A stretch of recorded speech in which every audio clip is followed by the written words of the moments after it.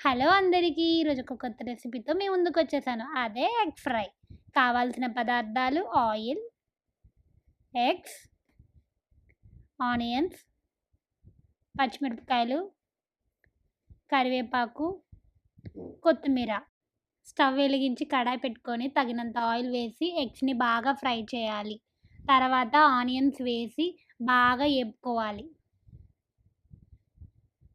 Brown కలర్‌లో వచ్చాక గరం మసాలా, ధనియాల పొడి, కారం, పచ్చిమిరపకాయలు, కరివేపాకు వేసుకొని బాగా మిక్స్ చేసుకోవాలి.